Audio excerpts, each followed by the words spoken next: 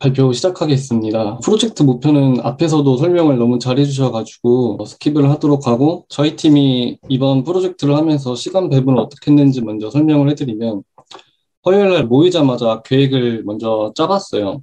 그래서 데이터셋을 어떻게 구성하고 라벨링을 어떻게 할 건지, 이그노을 처리를 어느 정도 할 건지 정도를 먼저 계획을 짜고, 또 저희는 데이터를 한 300장 정도 실제 트랙이 있는 에이다룸이나 아니면은 토발츠 주행해서 사진 찍는 게 더 나을 것 같아서 거기서 한 300장 정도 더 데이터 수집을 하기로 결정을 해서, 데이터 수집을 하면서 동시에 남은 인원들은 라벨링을 진행을 했습니다. 그래서 화요일까지는 데이터 수집과 라벨링에 집중을 하고, 수요일부터는 이제 AWS 서버를 열고 욜로를 학습시키고, 학습시킨과 동시에 주행 알고리즘을 설계를 시작했는데요. 주행 알고리즘을 설계한 다음에 저희는 모듈별로 시스템을 개발하기로 결정을 해서 각 모듈별로 이제 각자 개발을 진행했습니다. 그래서 수요일과 목요일에는 2일 동안 주행 모듈을 개발하는 데 집중을 하고, 목요일 오후부터 금요일 아침까지는 통합하고 수정하며 시간을 보냈습니다.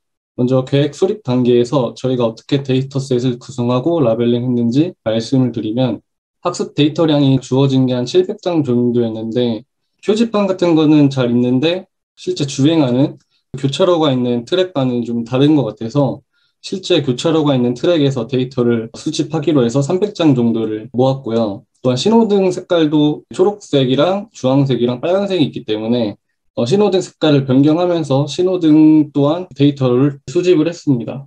그 다음 라벨링은 너무 작은 표지판은 이그노얼 처리를 하기로 했고, 또 가려진 화살표, 그래서 저희가 좌회전, 우회전이 꺾인 화살표였는데 만약에 이 패턴이 사라진다면은 이그노를 처리를 해서 디텍션이 잘 되도록 라벨링을 했고요. 어그멘테이션은 기본적으로 플립이 있어서 따로 건드리지는 않았습니다.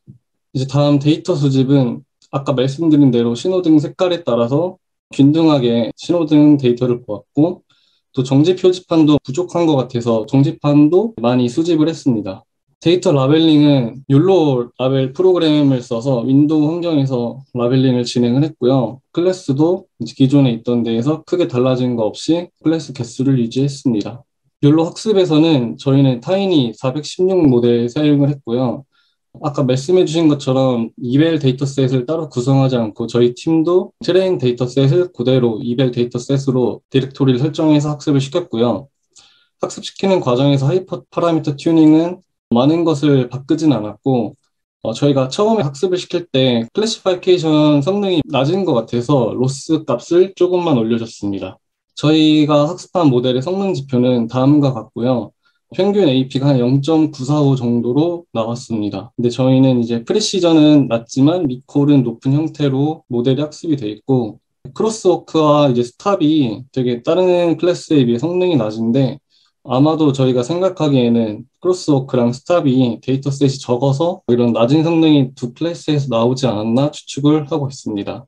이제 다음으로 이제 주행 모듈 개발에 대해 설명을 해드리겠습니다. 다음 코드와 같이 오브젝트 아이디가 클래스인데요. 만약에 이 오브젝트 아이디 클래스가 -1이면은 드라이브 노멀이라는 모듈로 자이카가 진행하도록 개발하고, 레프트와 라이트면 드라이브, 레프트, 라이트, 스탑이면 스탑, 크로스워크면 크로스워크, 유턴은 하지 않았지만 유턴, 마지막으로 트래픽 사인이 있다면 바인드 트래픽 라이트라는 모듈을 if문으로 통합 구성해서 각 표지판에 신호가 들어오면 그 신호 표지판에 맞게 그 모듈이 진행될 수 있도록 개발을 했습니다. 먼저 교차로와 갈림길에 대해 설명을 해드리면, 교차로에서는 양쪽 차선이 없어지는 문제가 발생하였는데요. 저희는 이 구간에 진입하기 전에 자이카는 이미 직진 중이라는 가정을 하고, 저희가 사용한 차선인식 알고리즘은 허프 변환이었기 때문에 허프 변환 안에 있는 방어 코드, 차선이 없거나 아니면 N값과 B값이 0이면은 when L포즈를 0으로 R포즈는 위스 640으로 넣어주는 방어 코드가 있기 때문에 따로 이 부분에 대해서 저희가 뭘 건들지는 않았고 실제로도 잘 작동하는 것을 확인했습니다. 그 다음이 지금 많이 어려웠던 문제점들이었는데, 갈림길을 진입할 때 왼쪽과 오른쪽 차선의 너비가 넓어지면서 표지판은 신호대로 주행을 해야 됐었는데요. 저희는 이 로스에 있는 로스 파일 레이트와 레이트 슬립을 사용해서 이 문제를 좀 극복해 보았습니다. 그래서 드라이브 노멀이라는 모듈에 대해 잠깐 요약해서 코드를 보여드리면은, 위 그림과 같이 왼쪽이라는 표지판을 인식을 하면 디렉션이 레프트로 바뀌고 타임에는 2.5초를 넣어주게 됩니다. 그러면은 카운트 넘버를 0으로 설정을 하고 타임이 0일 때는 직진이기 때문에 지금은 설명을 드리지 않고 타임이 2.5기 때문에 이제 맥스 카운트 넘버를 계산을 합니다. 그래서 슬리핑 레이트가 저희는 12Hz이므로 자이카의 모터에 토픽을 발행하는 횟수를 12 곱하기 2.5 그 while문 동안 계산을 해서 약 2.5초 동안은 이 자이카가 왼쪽과 오른쪽 차선 중에 만약에 디렉션이 레프트면 왼쪽 차선만 추종하도록 설정을 하고 만약에 신호가 라이트면은 오른쪽 차선만 추동하도록 코드를 설계를 하여 진행을 했습니다. 그래서 이 부분은 이렇게 저희가 극복을 해왔고요. 이제 다음 문제가 갈림길을 나오면서 생기는 문제였는데 지금 사진은 이제 자이카가 우회전하는 상황에서 왼쪽 차선을 가지고 계속 주행을 하다가 왼쪽 차선이 없어지는 상황인데 이럴 때 저희는 어떻게 했냐면은 L포즈와 R포즈가 640이면은 이전 값을 쓰도록 설정을 했습니다. 그래서 어떻게 보면 쉬운 것 같은데 차선이 없어지면 이전 스티어 앵글을 기억을 해놔서 이 값을 그대로 쓰도록 해서 계속 주행하도록 설계를 하였습니다. 다음은 오브젝트 디텍션에서 얻어온 바운딩 박스들의 정보들을 어떻게 저희 주행 알고리즘에 이식을 했는지 설명을 드리려고 하는데요. 콜백 함수로 detection.py에서 얻어온 토픽을 받아서 오브젝트 아이디와 오브젝트 코디네이트라는 두 전역 변수로 나누어줘서 데이터를 넣어주게 됩니다. 그래서 저희는 바운딩 박스들이 한 사진에서 여러 개가 들어올 수 있는 상황에서 딱 유의미한 한 가지의 신호만 측정하기 위해서 포문으로 욜로가 인식한 표지판들 중에서 포문으로 하나씩 읽어드리면서 만약에 아이디가 5, 이제 트래픽 사인이면은 그 바운딩 박스에 트레시홀드를 설정을 해줬습니다. 그래서 만약에 트레시홀드를 넘어야지만 이게 내가 지금 봐야 되는 큰 신호등이라고 인식을 해서 사이즈 트레시홀드를 35 곱하기 85 정도로 계산을 해서 넣어줬고요. 그 다음으로 신호등이 아닌 일반적인 정사각형 신호 표지판일 경우 25 곱하기 35라는 사이즈 트레시홀드를 설정을 해줘서 각 신호에 따라서 그 사이즈 트레시홀드를 정해주고 이제 바운딩 박스가 주는 코디네이트의 사이즈를 계산을 해서 이 값이 만약에 우리가 설정한 트레시홀드보다 크다면은 이 신호가 우리가 따라가야 하는 신호라고 인식을 해주도록 코드를 설계했습니다. 그래서 바운딩 박스의 아이디를 오브젝트 아이디에 넣어주고 그 바운딩 박스에 xmin, ymax, ymin, ymax 값을 저희가 사용해야 할 바운딩 박스 오브젝트 코디네이트로 넣어줬습니다. 아래의 코드 4줄은 어떤 예외 사항을 처리하기 위해 저희가 넣어준 코드인데요. 그림과 같이 갈림길을 빠져나오는 상황에서 다른 갈림길에 있던 그 표지판을 저희 욜로 모델이 인식을 하는 문제점이 있었습니다.